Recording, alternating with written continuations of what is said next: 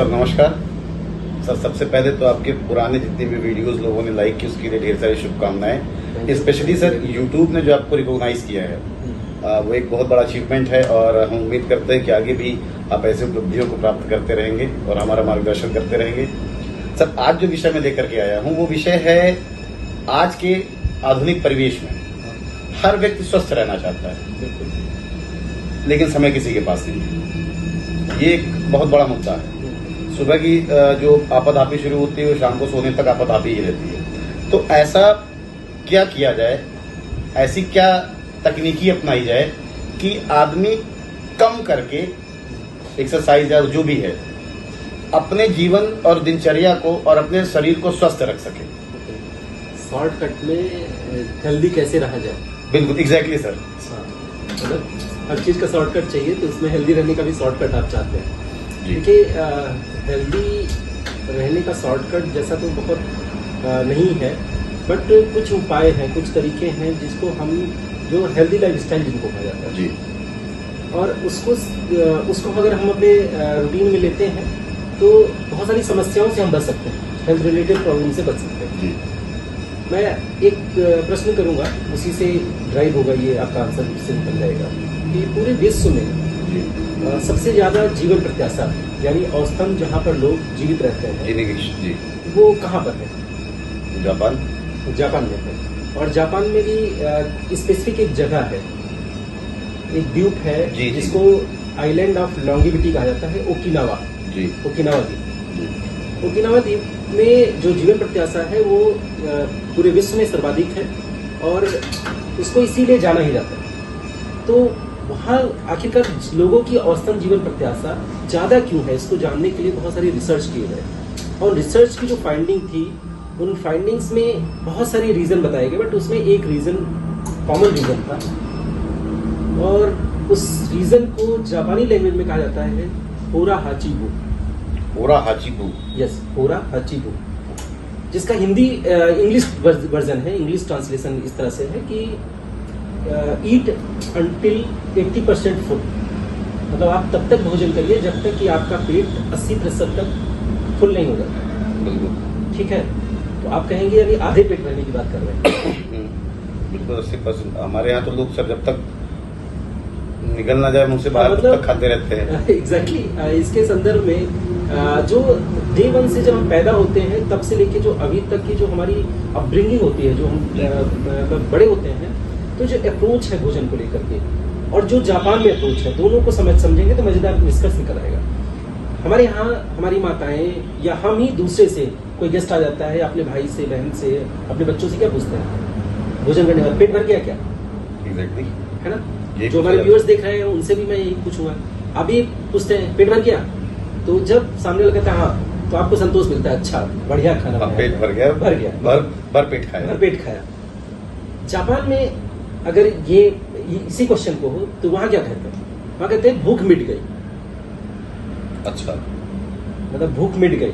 उनके भोजन करने का उद्देश्य है भूख मिटाना, हमारे यहाँ भोजन करने का उद्देश्य है पेट भरना। ठीक है, अब दोनों में इन दो स्टेटमेंट के साथ साथ देखिए कितना बॉडी में कितने चेंजेस होने जा रहे हैं। जब आप कहते हैं पेट भर गया और दूसरा कह रहा है भूख मिटाया, तो मतलब ये है कि भूख मिट गई आपकी, बट स्पेस है जी। अब पेट आपका क्या है, मतलब आपका स्टोमच क्या है? अंदर स्टोमच एक तरह का वेसल है जी। अब जरा सोचिए कि कोई भी चीज किसी वेसल में आपको स्टोर करना है तो आप उसको गले तक भर दीजिए, उसका स्टोरेज बढ़ जाएगा। लेकिन अगर उस वेसल में, उस जगह पे आपको कुछ प्रक्रिया करनी हो, कुछ रिएक्शंस होने हो, लाइक मिक्सर जैसे हाँ, जैसे मिक्सर होता है, तो अगर मिक्सिंग करनी हो, कुछ मैश करना हो, तो क्या हो, स्पेस चाहिए या स्पेस देना पड़ेगा, तभी वो घूमेगा। तो क्या करेगा? घूमेगा नहीं। ठीक है, या बहुत धीरे धीरे घूमेगा, और नहीं तो क्या होगा, ऊपर वैसे पड़ा रहेगा वो। नहीं, अगर वो करेंगे तो जब बेसल यहाँ तक भरा हुआ है तो पीछे ऊपर को फेंकेगा जी। हम लोग यहाँ भी ऐसे होता है, खाना खूब खा लेंगे फिर डकार आएगी उल्टी, ठीक है, खट्टी डकारें आनी शुरू होंगी। क्यों? क्योंकि हमने कहीं ना कहीं यहाँ तक स्टोमेज में जगह नहीं छोड़ी। तो होना क्या चाहिए, यहाँ आता है हुराहाची को, इस 80% रूल जो आयुर्वेद में भी है, कोई जापान में ही नहीं है, ये वहाँ पे ये माना जाता है कि जब आप अपने शरीर को में स्पेस देते हैं, स्टोमच में स्पेस देते हैं, तो डाइजेस्टिव प्रोसेस आपका स्मूथन होता है, बेहतर हो जाता है। और जब बेहतर हो जाता है तो आपका खाया हुआ भोजन ज़्यादा बेहतर तरीके से पचता है, अवशोषित होता है, ज़्यादा बेहतर आपको रिजल्ट देता है। ठीक है। अगर एक चीज ये करना शुरू कर दें तो अब जरा सोचिए कि आपके शरीर में ना केवल डाइजेस्टिव प्रॉब्लम्स को लेकर के, ठीक है, मतलब एक कहावत है अपने यहाँ कि जैसा आपका पेट होगा वैसा आपका विचार होगा, ठीक है। तो डाइजेस्टिव सिस्टम केवल पेट तक सीमित नहीं है, तो आपके हेल्थ से भी जुड़ गया और आपके मस्तिष्क से भी जुड़ गया जी। और साइंटिफिकली अगर देखा जाए तो अब कुछ साइंटिफिक मैं बात करूँ तो अगर भोजन ज्यादा किया गया तो ज्यादा कैलोरी इनटेक के साथ साथ शरीर में साइंटिफिकली क्या पैदा होता है, एक एनर्जी पैदा होती है। एनर्जी पैदा होती है। एक टर्म है आईजीएफ हार्मोन है, IGF-2 जिसको कहते हैं। आप लोग सर्च करिएगा क्योंकि इसको डिटेल में मैं जाऊंगा तो फिर बड़ा साइंटिफिक हो जाएगा, तो टॉपिक चेंज हो जाएगा। IGF-2 है। दूसरा, जो भोजन आप करते हैं जब वो बर्न होता है, भोजन आके जलता है, ठीक है, ऑक्सीडेशन होता है उसका। दूसरा, आपकी आयु, एक ही एज ग्रुप पे दो लोग हैं तो दोनों की फेस और बाकी चीजों में आपको देखेंगे अंतर दिखता है। और अगर उनके खान पान को देखेंगे तो बहुत बड़ा आपको चेंज दिखेगा। एक बढ़िया एग्जाम्पल है जो हमारे सन्यासी लोग हैं, ठीक है, जिनका भोजन का इंटेक बहुत कम है, जिनका जो फलाहार पे जीवित रह रहे हैं, उनके शरीर पे, उनके चेहरे पर एक तेज आपको दिखता है। और उनकी एज वो 50 के भी होते हैं तो आपको 40 नजर आते हैं, ठीक है। क्यों?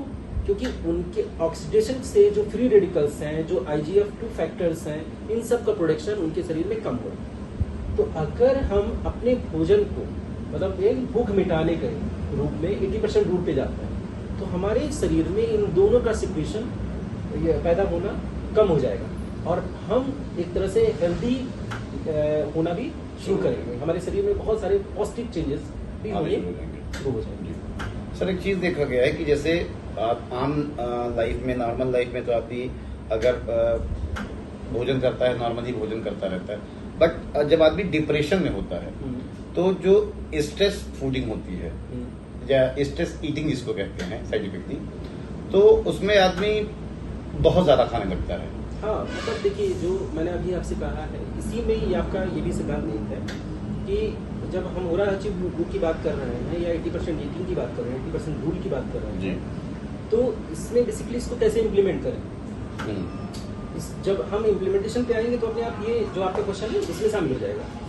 80% आप तभी कर पाओगे भोजन, मतलब इस रूल को तभी फॉलो कर पाओगे जब आप 3-4 प्रिंसिपल्स को, सब प्रिंसिपल्स को फॉलो करिए। पहला, भोजन जब भी करने बैठते हैं बहुत आराम से, बहुत चबा के, बहुत पूछ के, बहुत आराम से इसको लेने की कोशिश किया जाए, हड़बड़ी में नहीं, ठीक है, अन्यथा फिर आप ज्यादा खा लेंगे डेफिनेटली।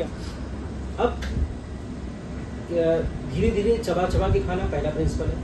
दूसरा प्रिंसिपल है कि आप जब भी भोजन करने बैठिए, भोजन करते समय हमारी आदत है, चाहे हम चम्मच से खा रहे हो चाहे हाथ से खा रहे हो, एक रेस नहीं लगानी चाहिए कि मतलब भोजन मुंह में गया, दूसरा चम्मच तैयार है। होता है, ये होता है, अक्सर होता है। इसको तोड़ने की जरूरत है। आप जैसे इसको तोड़ेंगे, आपका देखिएगा ये जो नियम है अपने आप फॉलो होने लगेगा। क्यों? क्योंकि जब आपने भोजन मुंह में लिया, इसको चबाना शुरू किया, दूसरा स्पून आपने रख दिया या हाथ में आपके, फिर से आपने लेकर के नहीं बैठे, स्पीड धीमी हो जाएगी। और इस प्रक्रिया में क्या होगा, आपका न केवल पेट भर रहा होगा जी, आपका मन भी भर रहा होगा, ठीक है। क्योंकि कई बार आपको होता है कि पेट तो भर गया बट मन नहीं भरा इस चीज से, इसीलिए नहीं भरा, होता है क्योंकि हम रेस लगा रहे थे जी, ठीक है जी।